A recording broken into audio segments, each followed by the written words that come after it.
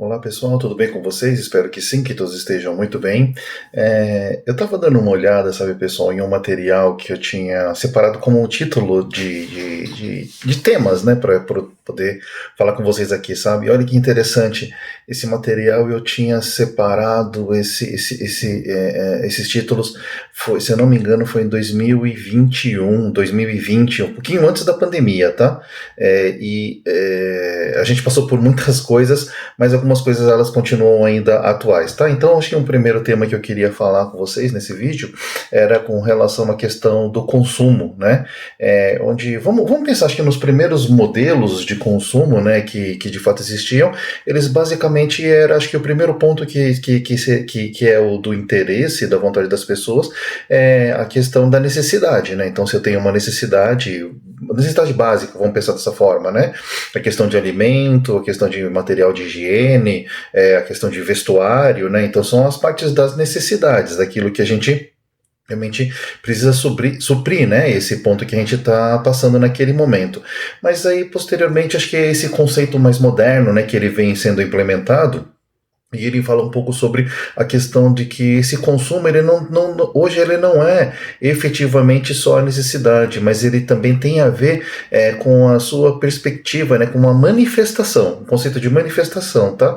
Então, se você vai comprar algum tipo de, por exemplo, algum tipo de produto que ele seja sustentável, né, um produto que ele seja livre de carbono, né, o carbon free, né, que a gente fala livre de carbono, tenha uma pegada de carbono muito pequena, né, então é um tipo de manifestação que também acaba sendo feita, né, empresas, por exemplo, a gente viu isso muito na área dos cosméticos, né, empresas que não utilizam animais para poder fazer as suas testagens, né, então acho que são pontos que hoje em dia ele se tornou muito mais forte, e esse sentido de um propósito, né, essa manifestação daquilo que vem dentro, que vai além da parte do próprio consumo, né? Então são pontos interessantes que vêm realmente se fortificando mais, né? Então em 2021, quando eu comecei, eu trouxe esse tema, né, como provocação para poder falar para vocês, acho que era um tipo de conceito, né, que ainda não estava tão bem estruturado, né? E hoje em dia a gente vê, né, que pode ser que tenha a ver um pouco com polarização, né, com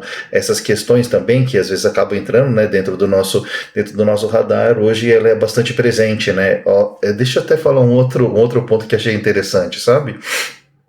Teve um dia que eu fui no nosso escritório corporativo, que fica lá na Paulista, e fui almoçar naquela região. Tava numa fila de um self-service lá, né? E tinha acho que três rapazes que estavam conversando logo atrás de mim, né? E eu tava ouvindo um pouquinho da conversa, sem querer me intrometer, mas estava ouvindo um pouco da conversa deles, né? E eles estavam falando sobre a questão de leite, né? Então, a parte de leite, sabe? E para mim, basicamente, leite seria né, o formato de leite normal, regular, né? Leite de caixinha, leite desnatado, né? E aí eles começaram a falar, né, dos tipos de leite que eles tomavam, né? Então eles falavam de leite que tem maior teor de proteína, leite com um percentual menor de lactose, né? Proporcional. Então assim existe graduação de lactose hoje dentro do tipo de leite que ele é sugerido, que é oferecido, né? Então leite de amêndoa, leite de soja, outros tipos de leite, né, os mix também, né, que acabam entrando, né, dentro desse ponto todo, e eu fiquei com uma sensação naquele momento, sabe, eu falei assim, nossa, eu achava que era só leite, né, basicamente era leite, a gente tomava quente ou frio, com achocolatado, ou sem nada, ou com café, né, ou pingado, e na verdade a gente vê, né, que tem pessoas que eles levam, né, num formato diferente, né, eu falei, nossa, são sommelier de leite, né, são quase sommelier de leite, e isso tudo, na verdade, eu vejo que é uma questão de manifestação, né? Não é